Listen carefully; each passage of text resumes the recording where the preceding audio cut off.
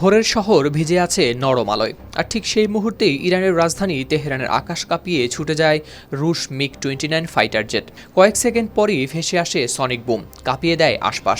এরপরই উড়ন্ত যুদ্ধবিমানটির একাধিক ফুটেজও ছড়িয়ে পড়ে সামাজিক যোগাযোগ মাধ্যমগুলোতে। সংশ্লিষ্ট সূত্রের বরাত দিয়ে স্থানীয় গণমাধ্যমগুলোর দাবি, ফাইটার জেটটি ইরানের বিমান বাহিনীর, যা কয়েকদিন আগেই যুক্ত হয়েছে বহরে। তেহরানের উপর দিয়ে রুটিন ফ্লাইট পরিচালনা করছিল এটি। বিমান বাহিনীর দেয়া এমন বিবৃতির কথা জানায় সংবাদ মাধ্যমগুলো। এদিকে দীর্ঘদিন ধরেই গুঞ্জন, রাশিয়ার কাছ থেকে নাকি ইরান পেয়েছে একটি বড় MiG-29 বহর। একাধিক আন্তর্জাতিক গণমাধ্যমেও প্রকাশ পেয়েছে সেই তথ্য। এমনকি ধারণা করা হয় এগুলো মোতায়েন করা হয়েছে দেশটির ফার্স প্রদেশের সিরাজ বিমান ঘাঁটিতে।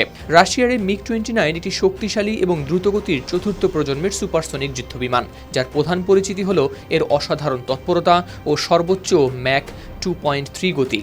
টানা তৃতীয়বার অর্জন করেছে দেশের সেরা সুপার ব্র্যান্ড স্বীকৃতি বসুন্ধরা টিস্যু।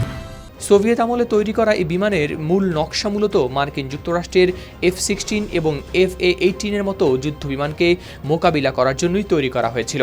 এটি বিভিন্ন অস্ত্র, যেমন রাডার নির্দেশিত বা ইনফ্রারেড নির্দেশিত ক্ষেপণাস্ত্র বহন করতে সক্ষম।